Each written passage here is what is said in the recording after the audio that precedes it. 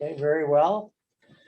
Well, this is our last session of this 4-week academy, and let's see. Right here with me are former board presidents, Joe Carey and Eric Tibbetts. Thank you guys for both coming tonight. And we have one of our candidates. Mark is here tonight in the room. Andy's on Zoom, right? Yep. And then two other board members, board president Rick Hughes, and then board member Jerry Q2. Oh, and thanks for Ron, excuse me, Ron McClellan is there, and Gary, of course, is here to support. Appreciate that. And Diana is here again. Welcome. Glad to have you here as an owner. So tonight's topic has to do with Taco's contracts and agreements. Obviously, we've talked about the documents, we've talked about board functions, etc. The more of a, well, I don't know what I would say, more of an overall nature of how an HOA operates. But of course, we have at least a couple, if not 4 or 5 contracts and agreements with outside entities that are, in my opinion, absolutely crucial to maintaining the kind of living arrangement that we are all used to and need in order for Tamarron or to be what the reason we came here and to keep it that way. And luckily, we also have a number of people in the room or on Zoom tonight that can speak very, very authoritatively about how some of these contracts and agreements came into being. If you look at the kind of the overall document for tonight, the Taco contracts and agreements, putting this together, one thing that I felt was extremely important was to start out with kind of a bit of an historical background to Taco's relationship with Glacier, because 2 of the agreements that we highlighted tonight in the materials, water and sewer contract, and then the golf and swimming pool. I mean, bottom line is those are crucial agreements we have with our neighbor. And so I thought it might be worth talking about to begin with perceptions that we might have about how things were prior. And I know we have a couple of grizzled veterans, sorry about that, that were part of the community prior to the purchase of the property by what now is called Glacier Club, and how it was before when it was its original form, Tamarron. And I guess I would say I don't think we can overestimate the impact of that sale and that development. And then and I think, and I guess I would ask for my colleagues on either side of me and others, board members, to comment on, I guess to comment on that, first of all, the pre and post Glacier, and also perhaps the odyssey that we've kind of gone through to get to the point we're at, where we do have what appear to me to be fairly effective working relationships with Glacier on some very important matters. So I welcome everybody's comments, but I guess I would ask Eric and Joe to maybe give their perspective on the Taco Glacier history and development. Sure. I mean, I think what we have here, while there are certainly unique aspects of it, is a very typical kind of situation where a developer spies a piece of property and says, that'd be a great place to build some things and make some money. And that's what happened.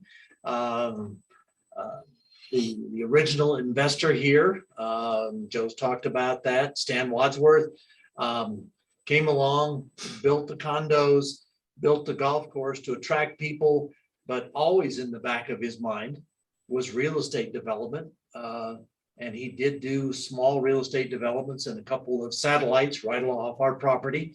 And when it came time to sell, everybody that I know of, I think there were 3 that they had serious discussions with. All of them intended to continue to develop the real estate property surrounding the condos. The Carltons had a unique spin. They added a second golf course and envisioned a golf course destination community, if you will, a little bit different than what the Wadsworths had envisioned, but still a developer. They put in roads, they put in water, all the things that a developer has to do when you start out with a greenfield site that has nothing. What do you think, Joe? Well, focusing in on the relationship between Tamarron and Glacier, when Rick Carlton purchased the back 400 acres and the front golf course and convention center portion of the lodge and so forth, everything except the Tamarron condos. Yes. That's the only thing he didn't buy. We entered into an agreement with them because the first thing I heard, we had a going rental program here, rental program. And the first thing I heard from Malcolm Dunleavy when we sat down on the board, and I was on the Lessors Advisory Committee at the time, to talk to them about how this transition was going to occur, how things were going to happen. The first thing they said is, we're not hoteliers. We don't want to rent. We don't want to be in the rental business. They're real estate developers. Yeah. So the first major impact to Tamarron because of the Glacier acquisition, if you will, was we had to come up with a way to find a way to run a rental program or hire somebody to do so. And we got Mill Creek Management to run it, and then we got DMR to run it. But in addition to that, back to the Glacier relationship, we hammered out an agreement.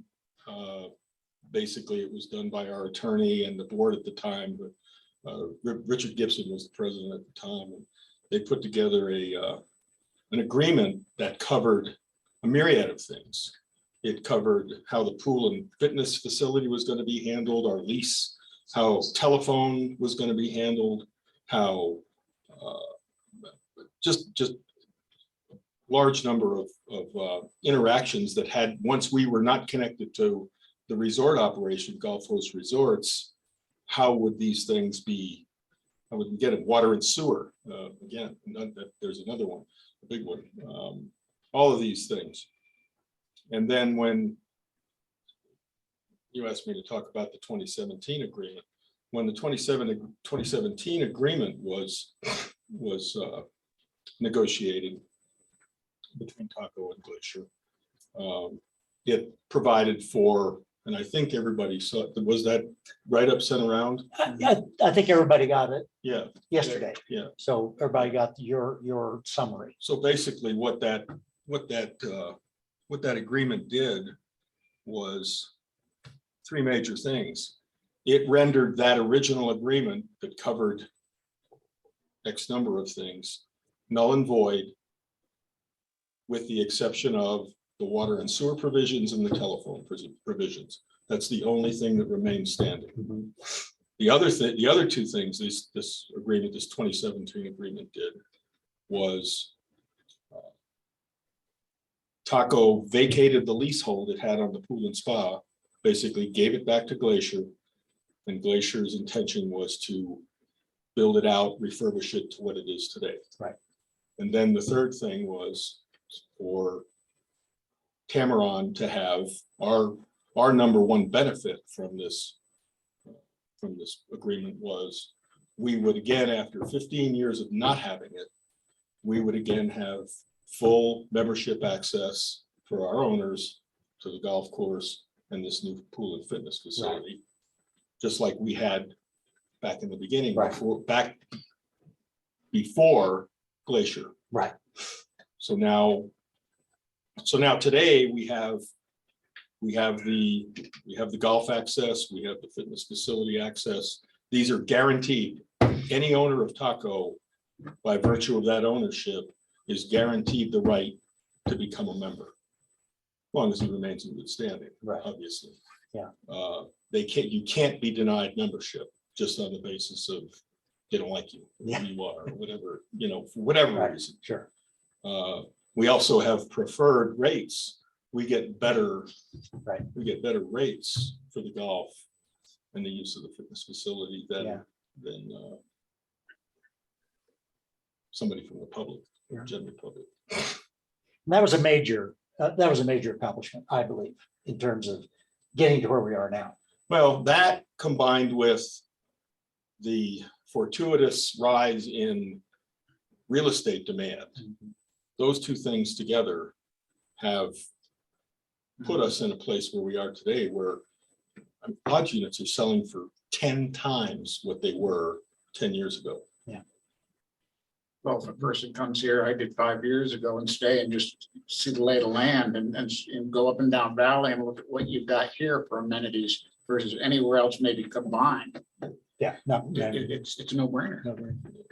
you were gonna say something, I Mary? was gonna say, two things, as Joe's talked about, the great thing about what Glacier did is it didn't make it unique to Tameron.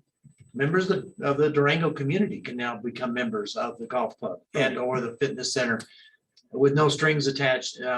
It was a major change on the part of the thinking of Yes. Glacier and Glacier's management. The second thing that's a little bit of a wrinkle that people may not appreciate is that the golf clubhouse, the mine shaft restaurant, if you will, is also part of a club. And there will be a day, I would be willing to bet, when that will be closed to the public. And so having this membership option gives you access to the restaurant as well. Yeah, I submit to you that they'll do the same thing with golf too over time. They're gonna probably limit public access at some point, depending on what they get for membership. Scott. Yeah. Yeah, I don't doubt it. So, well, let me, if I could, move on to, Well, go right ahead. just lastly. Yeah. So our relationship with Glacier it's been bumpy throughout the years, right? I don't understand. There's been times when certain employees of Glacier were difficult to work with. We've had any number of issues over the years. Today, I think that relationship has smoothed out. Just do little things come up every once in a while. Sure, they probably do, but Jim Goodman is a good guy back there, and I think our relationship with Glacier, and it boiled down to two things. It's our water and sewer contract. We're dependent on them for water and sewer. We don't have any choice. I mean, there's nobody else delivering water and sewer, and if we were to, we would have to invest millions in the infrastructure to do it ourselves, even if we could. Even if you get the water rights. Even if we could get the water rights, it would probably take 10 years to get it accomplished legally. So we've got the water and sewer contract, we've got the golf membership, golf and fitness membership, tennis and pickleball courts too. We've got that, and that's the sum total of our relationship with Glacier. We used to be dependent on them for internet and for telephone service and for cable TV. We've divorced ourselves from that, and we now get our internet, telephone, and cable TV from third parties through our own contracts with those third parties. And at good rates, and that's working out for us. John, if I may, mention a couple of things. Yeah, certainly. Okay, yeah, so I don't think it's possible to overstate the importance of the agreement that went into place in 2017 with Glacier Club. Previous to that, there had been numerous attempts for Glacier Club to do certain things regarding the lodge building, the south part of the lodge building, et cetera. And many times their attempts to do things became quite contentious and controversial.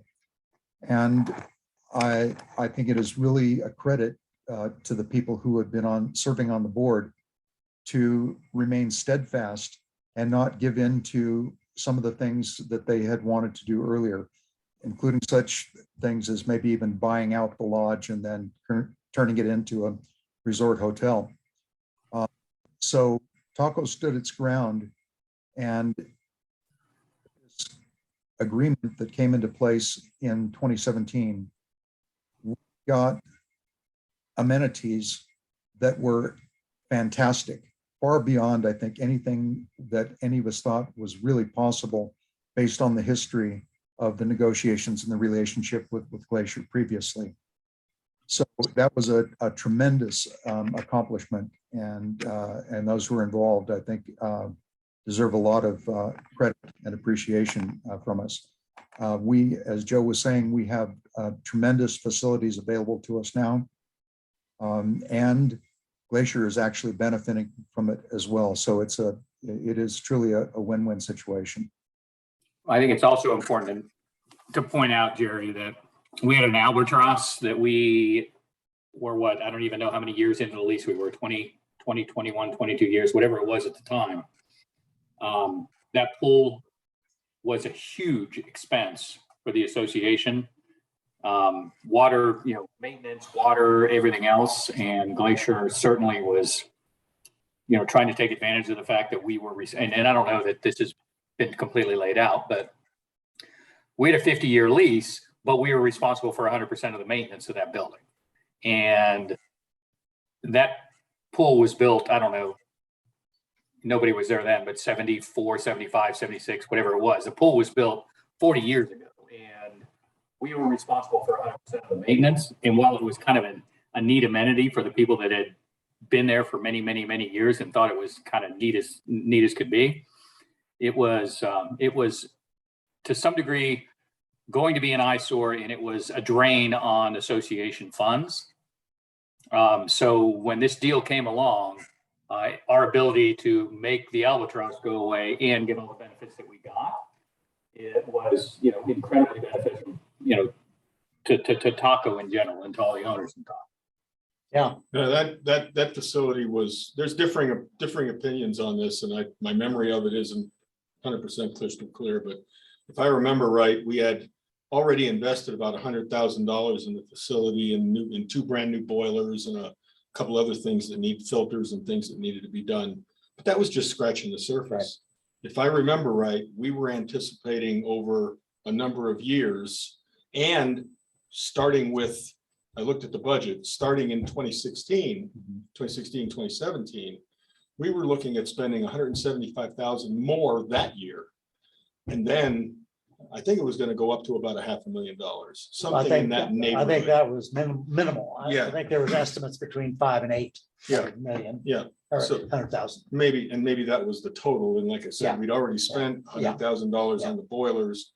It needed a new liner. The liner was leaking. The drains were, One of them was even scary, the drains were a problem. They were dangerous. blocked, One of them was dangerous. dangerous. Right. They didn't meet code. Right. Code. Yeah. Well, not to mention, you remember, Joe, they were also calling us they were trying to claim structural issues Right. caused by the pool that we were responsible for replacing. Right. Even though it was their building, they were trying to throw it on us to do. Correct. The association, I should say. So anyway, I don't want to sidebar the whole thing, but that's important to point out. That was, a big part of what our success has been, that 2017 agreement. And going forward, That, to me, that was the kind of the spearhead for us to start launching going forward. We didn't know what the hell was going to happen with property values and all that kind of stuff then, but we heard loud and clear at the time from our realtor partners that were there, that if we got that done, that it would be a huge benefit, and it's proven true. Yeah. Not only the amenity, but the golf. I mean, hell, I bought there and didn't even know I couldn't golf there. So Yeah. Yeah. Well, You know, yeah, and one other thing too, just from an aesthetic standpoint, if you guys remember where the clubhouse is now, that was a storage parking lot with a stockade fence around it, you know, and now we've got this nice, beautiful facility that just enhances the property. Yes, and if those who've been around for longer than that remember the old south end of the lodge building, which became dilapidated. It was owned by Glacier and became dilapidated. The roof rusted and changed color, and it was a real eyesore for quite a while. So that getting rid of the south part of the lodge and building the new facility was all part of that deal that went through in 2017. And it just made it a vast improvement in the overall value of the property and the amenities, the quality of the amenities available to Tamron owners. yeah, very well. Yeah, and I'd like to, well, first of all, I guess I would say that the 17 agreement with the amenity, I mean, these are quality of life. This is quality of life issue. And it enhances our experience of living at Tamron. Again, it's hard to overstate how important that was. And it was a major effort on the part of a number of people associated with Taco to push that through and to make that happen. But I would also like to focus for a few minutes on what I would call not quality of life issues, but actual life sustaining issues. And we've got two people on Zoom tonight, and I would like, if we could, to have both Jerry and Scott talk about how easy it was to get the water sewer agreement. And I hold on, I may need to take a bathroom break if I could explain that. That could take a while. Well, it took you a couple of weeks at least, right? When did you get started on this project, Jerry? I got started on the project shortly after I joined the board in 2014. And I got involved because the previous addendum to our 1989 agreement expired in 2013, and we were supposed to have negotiated a new agreement with Glacier by that time. But despite the efforts of many, including Joe and John,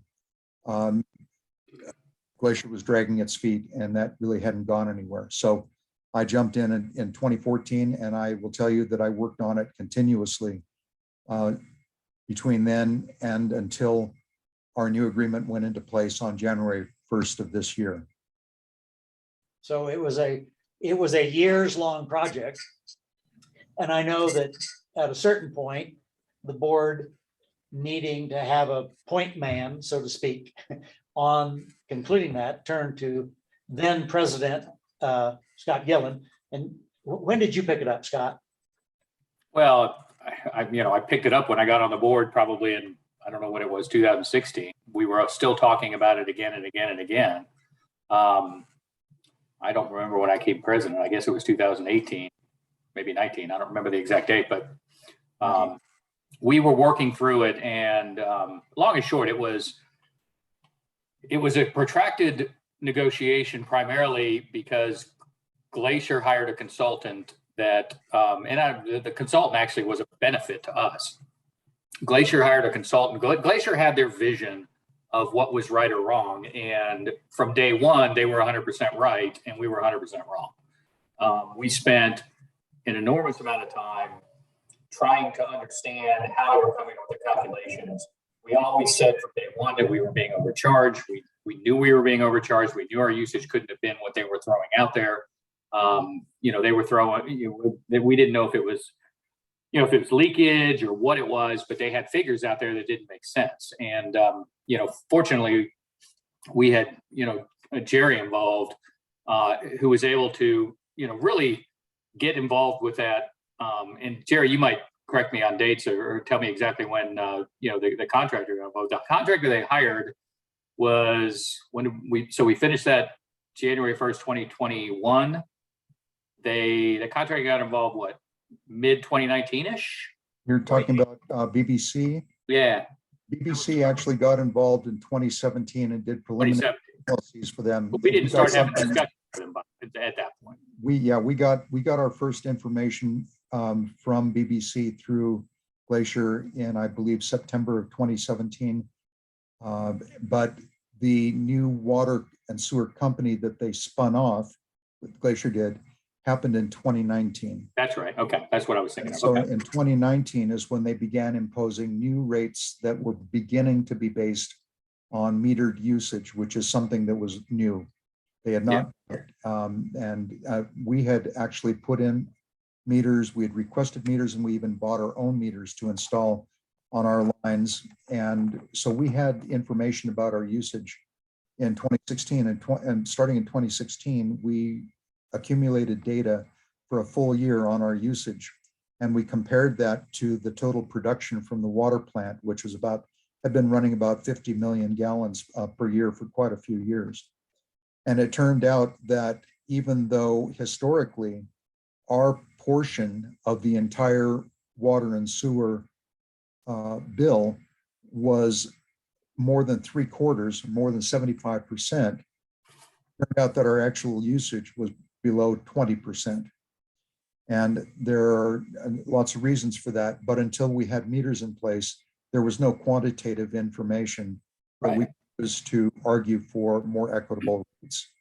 And then with the hiring of the water company engineers in Denver, BBC, and beginning of the Elbert Creek water companies setting up in 2019, then we finally had an opportunity to go in and negotiate directly with them in the rate setting process and come to something that was equitable to us and to all of the other users in the community.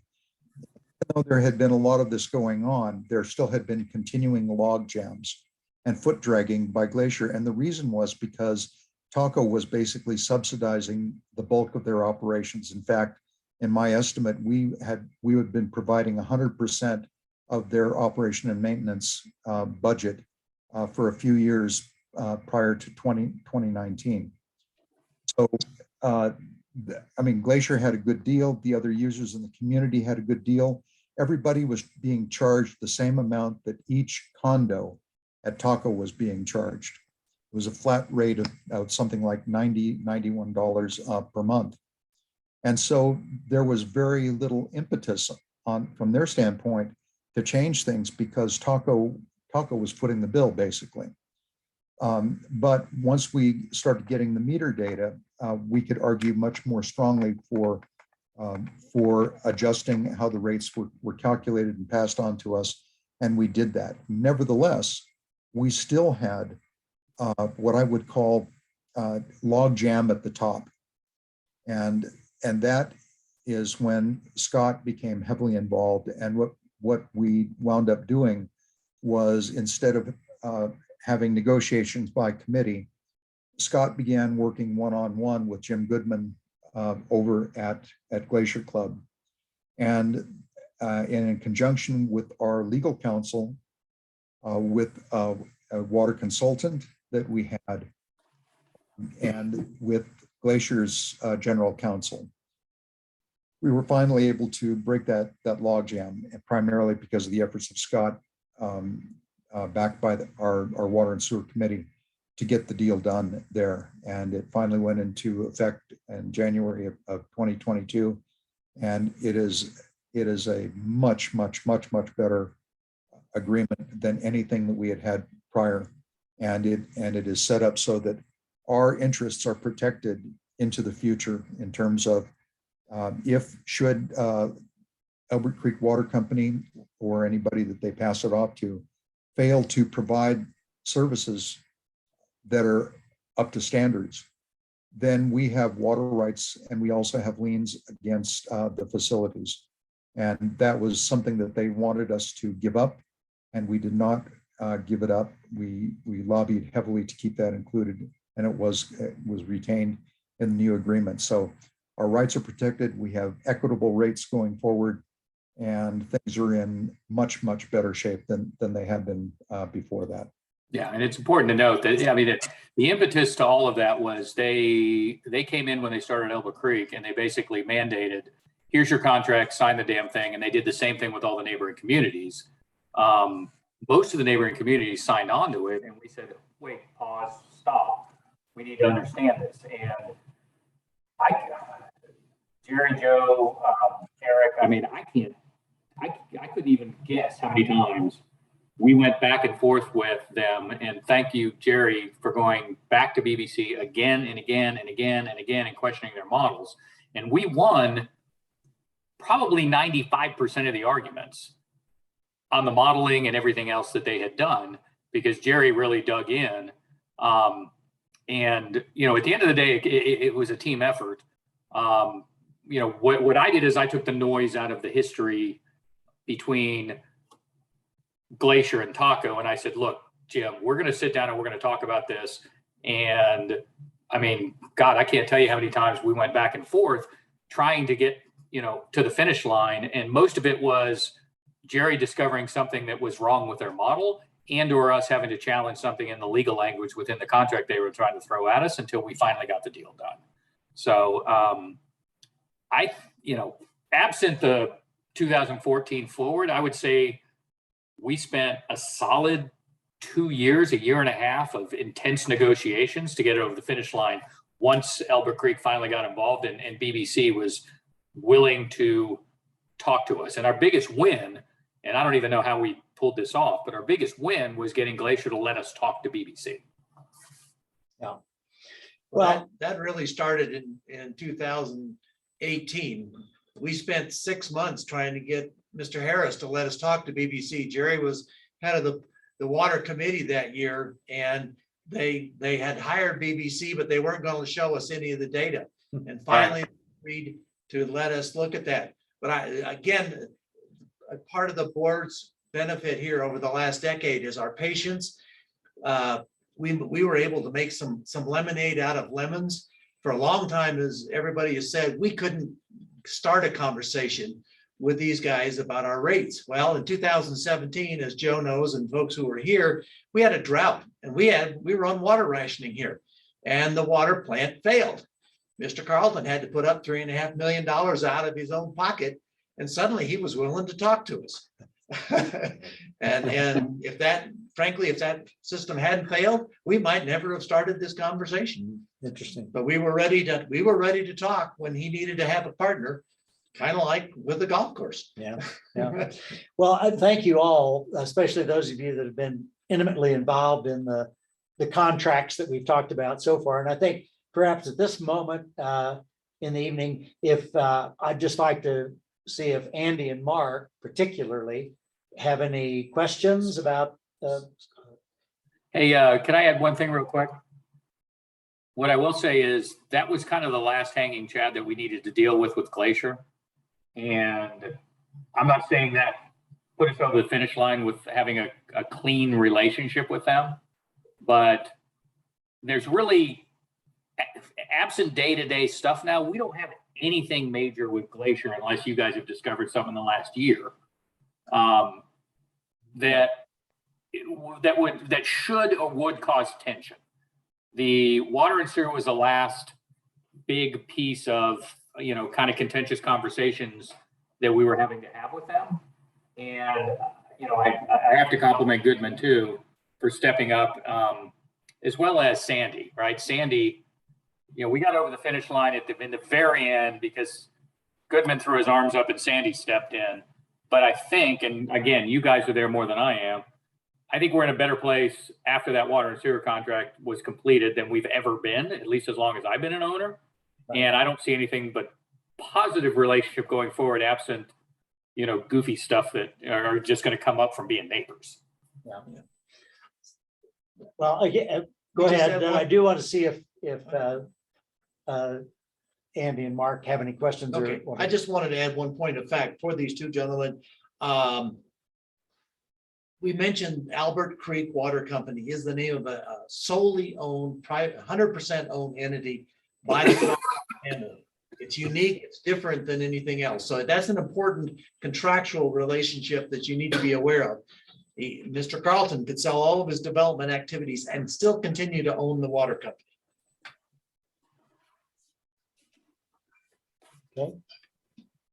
Anything else? You guys? But I'll just make one, all I can say, everything that's great work. What could you say? In terms of relationship with Glacier, through Dan Noonan, Dan has, and Dan's son is. Works there, I believe. Yeah, is essentially, I think he's in charge of maintenance or And probably. Eric and I both had interactions with Logan Noonan, and he's, But so He's been my- cooperative. myself and Rick, we've worked with the Glacier people a little bit on the landscape committee side, mainly in the area of fire mitigation. Mhm. You guys made the groundwork, I think, for the relationship, but it's been, I found it extremely pleasant. They've taken us out, Rick and I and other committee members.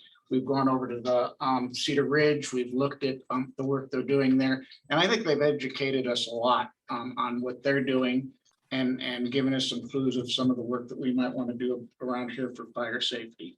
So just from little bit that I've been in it, Glacier has been very, very cordial and very helpful. Okay, good. And that is Jim Goodman and Kelsey O'Brien. Okay, very well, very well. And anything else from anybody?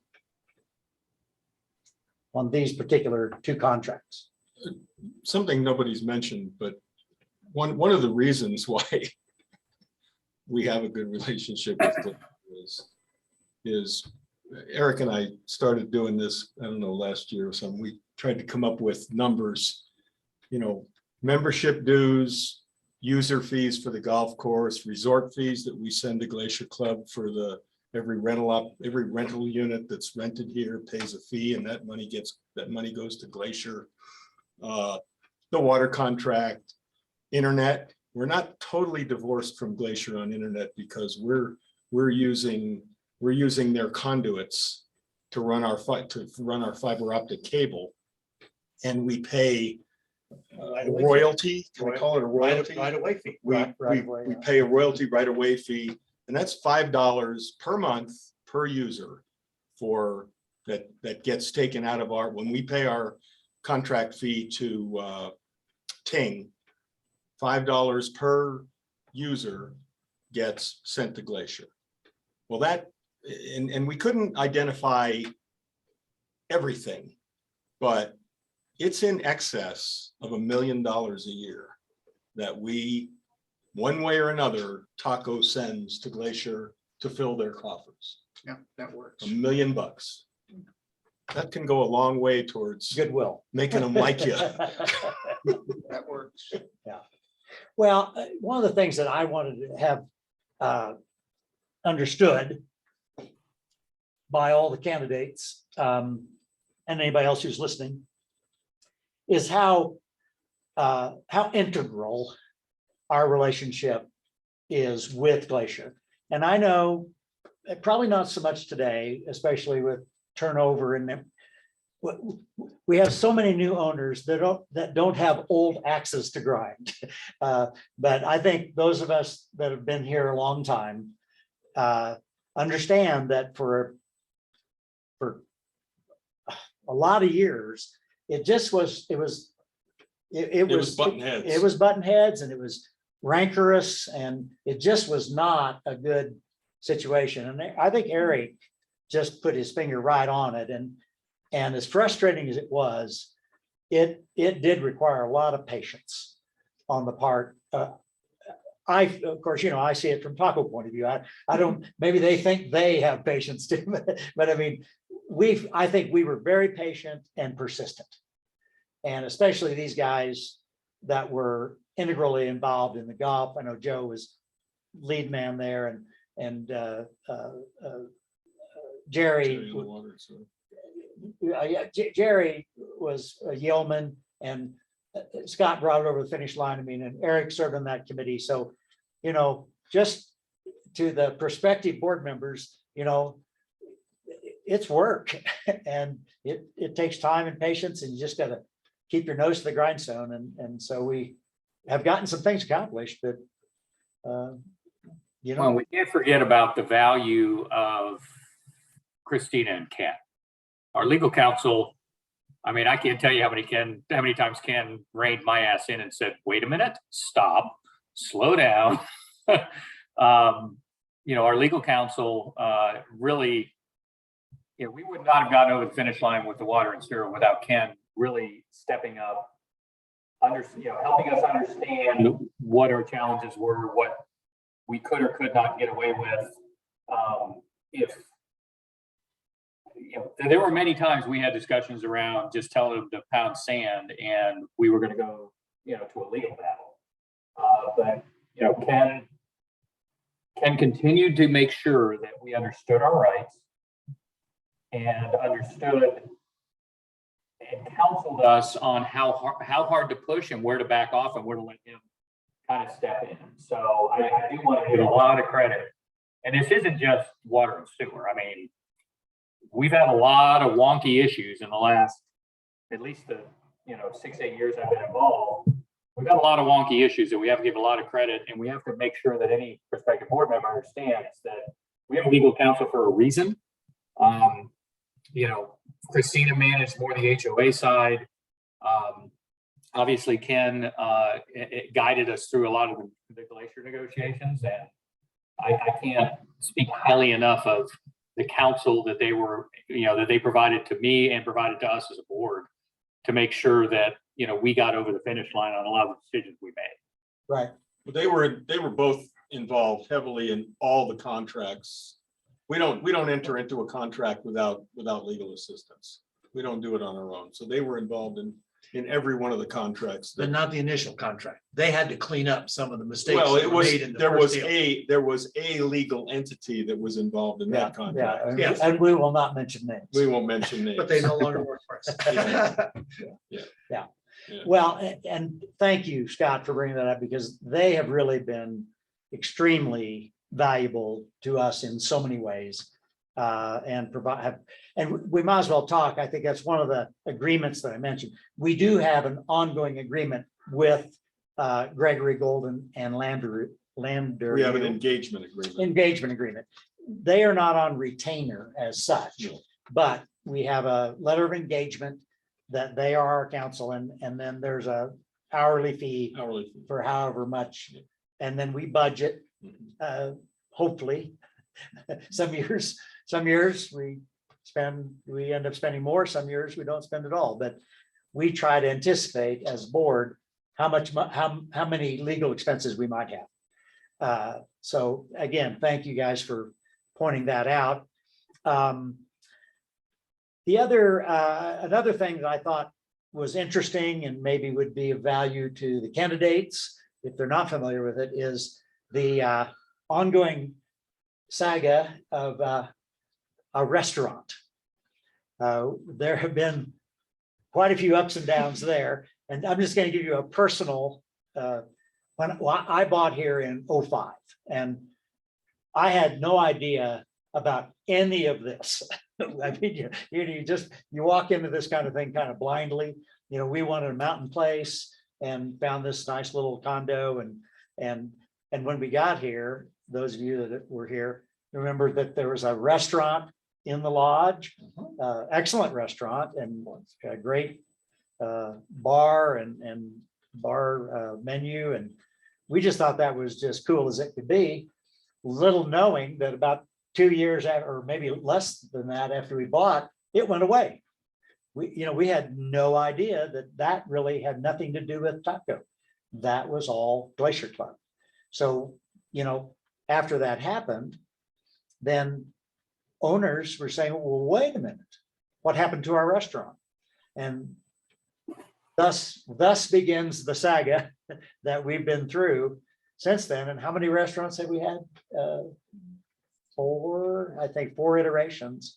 If in that space for restaurants that we've run. Yeah, In that space before us, yeah, there was a deli.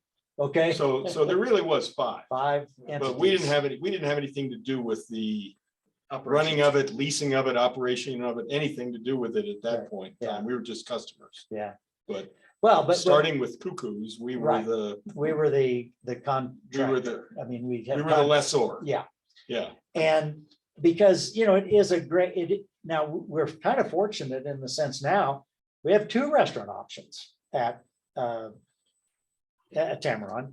Now, it could be, as I think Eric mentioned, that could go away unless you're a member. The mine shaft at some point could. But Base Camp is ours. But it's the first Cuckoos, then Yellow Carrot, or Stands. Stands, which really wasn't ours. That was kind of a year-long, No, we No, negotiated agreement. we had an agreement with Glacier Well, and they that's would true, run we it. Yeah. Yeah, Mhm. yeah, Yeah. but we knew it was. They were gonna- using our space. Right, Right, yeah. It's a But- stepping stone. Yeah. Mine shaft. but we kind of knew that was not going to be a long term, Absolutely. that was not going to last forever.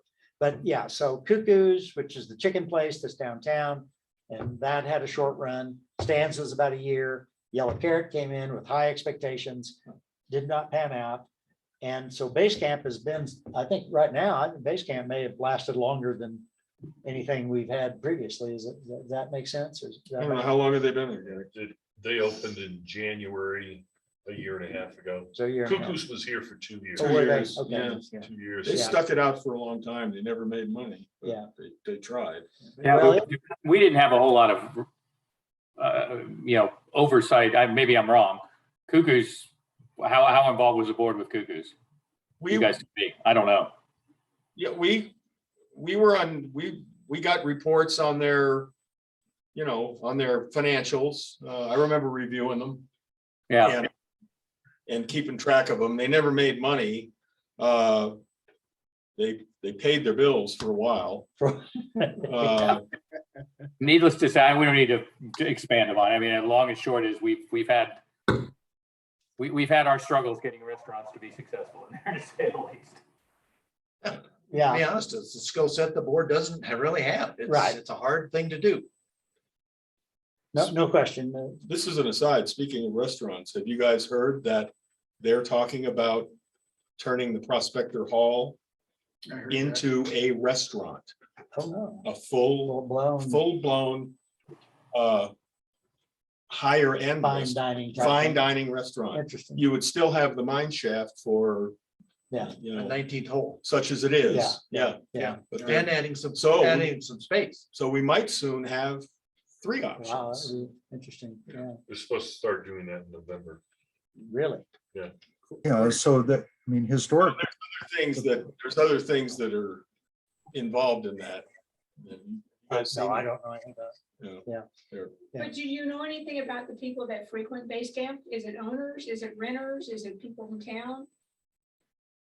That's a good question. Gary may have more insight into that than the rest. It's all of the above. There are a bunch of owners who go there, myself included. We go in there every chance we can, but I see a lot of people who I don't recognize. So they're either guests here, and I know the guests go in, or they're people from town, and I know that they get a bunch of people from town who come up on a pretty regular basis.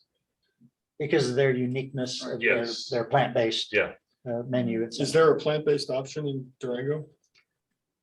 One that I'm aware of. That are friends, there's one that I'm aware of that, I don't remember the name of it, but they're friends of, friends of the owners here. Okay, I So- think, honestly, I do think that,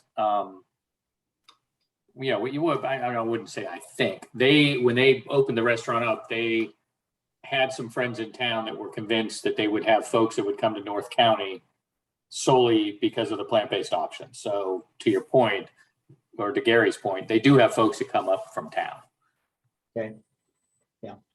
so, it has been a challenge.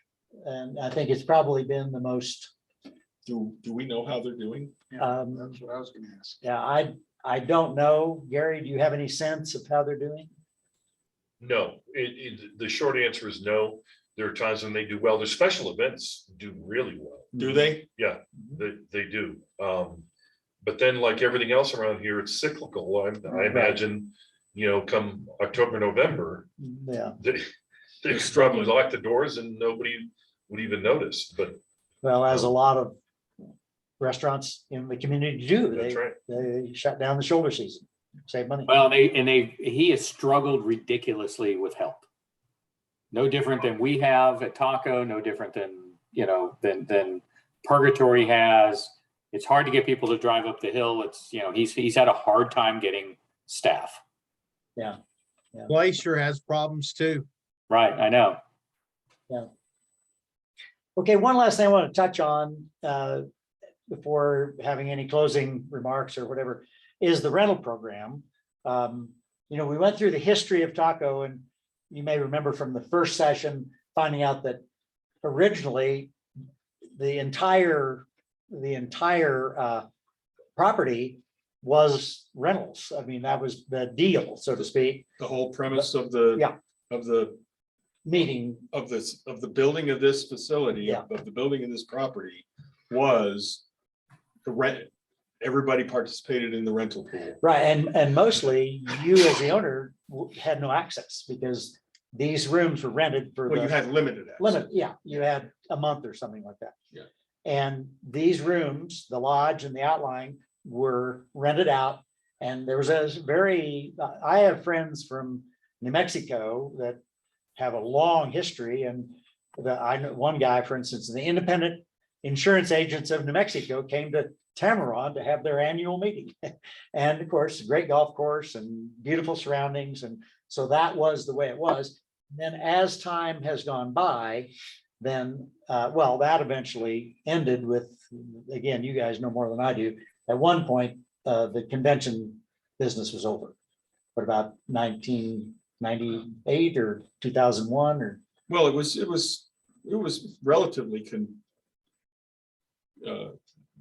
at the same time as when the Carltons took over. Well, what is it not true that maybe as Mr. Wadsworth found that business was not working anymore, that he put it on the market, so to speak, the property? I think the whole property, there was a declining, the convention business was declining, the casual weekend visitations by people vacationing Right. was declining. Why? I don't know. A lot of people blamed it on airlift, lack of airlift. Okay, Small airport, Yeah. hard to get to. This is more of a drive-in market, things like that. That's why they entered into the agreements with first Hilton and then Sheraton to get the marketing horsepower to try to boost occupancy. Right. And for whatever reason, it didn't work. so that has, And the convention business, the meetings business, the business, like you said, the insurance, there was a big medical group, I Right. remember, Keystone it was called. Mhm. They came here every year. Right. And they stayed like 2 weeks. And Yeah. they had all their right, meetings, and then they So went it- skiing and, yeah, yeah, it was a thriving it was. business. It was. But then as that diminished, then these units have more and more become second homes. I don't know how many people in this era right now actually own that they buy things, put them in the rental program as an income producer. I mean, I think people subsidize, but how many people now, that's their business, so to speak? Does I don't anybody? think, I don't know. That's a good Heather question. I would guess that nobody does it. Well, I wouldn't say nobody. Very small percentage, 100% bought it solely to rent. Okay, That's just my guess. yeah. And so some units are not even in the rental pool because they are second homes, so to speak, and people don't want them rented. And I don't know what the percentages are. Maybe Gary has some insight into that. I'll say, So, Eric, and one thing to point out is you keep using the term rental pool, and we need to be very clear that there is no rental pool. Yeah, it's rental. This is It's a This rental is individuals choosing to rent their property through their own efforts in or property management. That's what it is. I think Taco lends some support in some ways, but you're right. I mean, this Really, is, no. Taco does. Even that's diminished. okay. The only thing we provide now is rental desk service, rental, I mean, the. We front desk, provide, we provide services at the front desk That's all. to allow people to get keys. That's what we do. Service and security desk. Service and security. Scott well knows. What would you, percentage wise, what would you say, Gary, or just? It's less than 5% of people who are going to use this purely as a rental thing. I ask people all the time, all the new owners who come in, and everybody says, well, we're going to rent it out part of the time. We're going to be here part of the time. Right. They want to spend 4 months here in the summer. They're going to rent it out, over Christmas. Nobody buys it for Purely the income purely rental. production, yeah. In fact, there are a couple of units that have sold recently who the owners used to do that. Yeah. 228 is going to sell, 105 sold. Those were purely rentals, and I'll bet if I had time and I could think about it, I could count on my fingers. So 105 and 228. I have are the out of here. numbers that Alyssa gave me last May, because you have to answer this question to the mortgage banks. Would you like the numbers that? Yeah, Alyssa what gave was me? given to In May? you?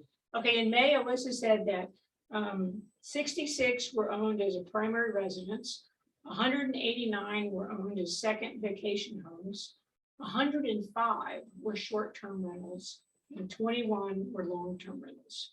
So less than a third is short-term rentals, Mhm. 105 out of 380. Yeah, interesting. Yeah. I can just say on the south side of Gamble, where, it's our neighborhood.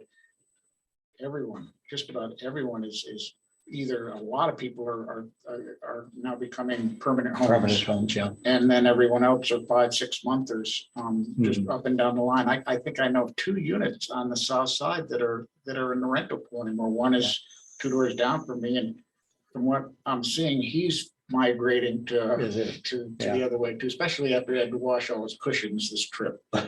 Most people who rent only do it to supplement their ownership. Yeah. Yeah, That's all. yeah. Well, I'll tell you, you remember Dennis O'Brien. Certainly. Of course. Yeah. You remember Dennis? Oh, Okay. yes.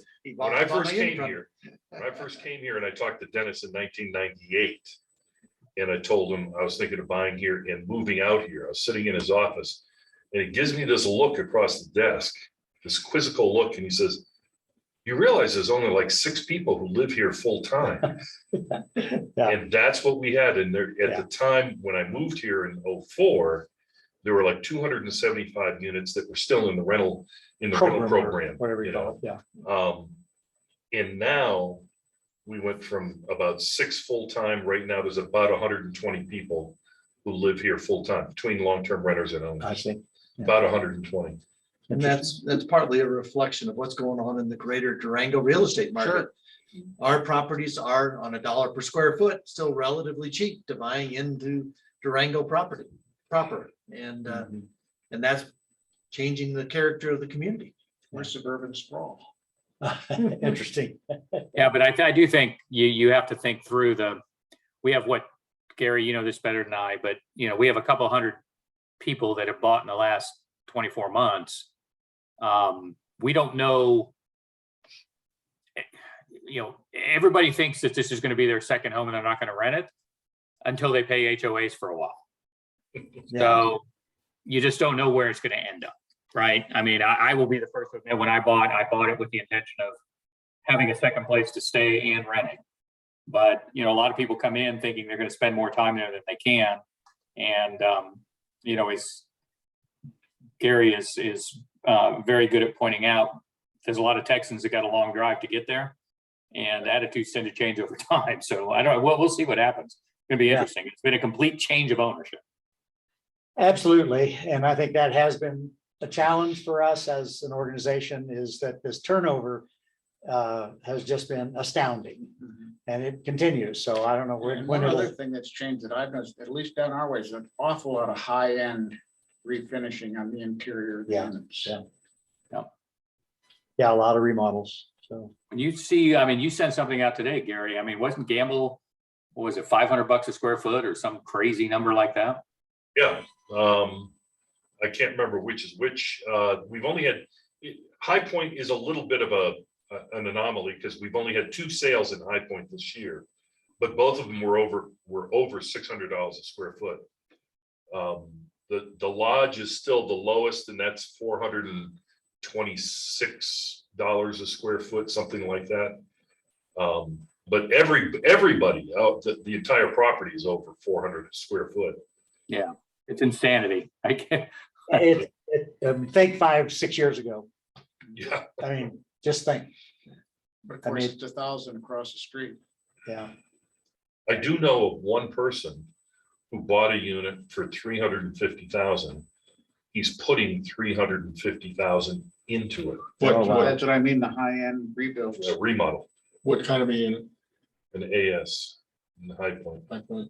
You know, my next door neighbor just purchased that unit. It's OEM. It probably wasn't lived in much, but it's OEM, 40 years old, and he paid $475, and that's the mid smaller 2-story He paid $475 For for a B? for a B unit, OEM, nothing done to it, nothing done to it, $475. facing east. That's about 2 months ago. I'll be darned. It is, it's. I didn't know there was any of those left. The old marble. I like your nomenclature, OEM, that's good. It's- I've never heard that applied Yeah. to real estate before, Yeah. but Well, that kind of covers everything, or that's what I was hoping we'd cover tonight. And it isn't, the contracts, whether it's essential services like water, sewer, golf, swimming, et cetera, restaurant, it all plays together in terms of creating the experience that we want ourselves and our neighbors to be able to have here at Tamron. And, for those that's been around a while, it's been an amazing ride. Well, it's a great place. So, I agree, yeah. Diana. Can that listing of all the little bits and pieces that add up to $1 million, like the right of way for the internet and the golf, can you type that up and attach it to one of these documents on the evolution of Glacier? Because it kind of gives the insights into all the different. this little is bits just and something I put together. I don't know if I'd want to. Yeah. Talk to Joe. Yeah. I mean, if you want to see it, I'll share it with you, but it's But not. it's all these I little- don't- Hey, Joe, can I make a recommendation? I think when we do our annual meeting in September, it would be an interesting thing to put out there.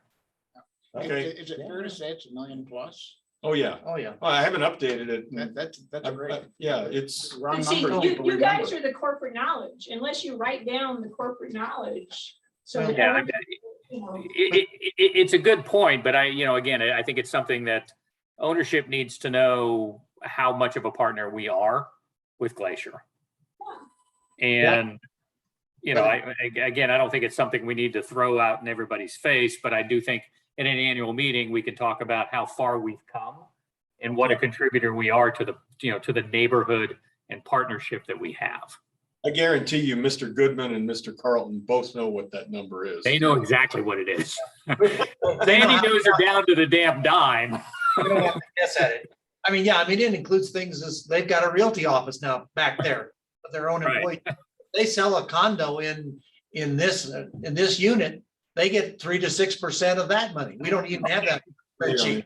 There's so many ways that Glacier and the water company, because they are separate legal entities now, we need to make sure we just define that.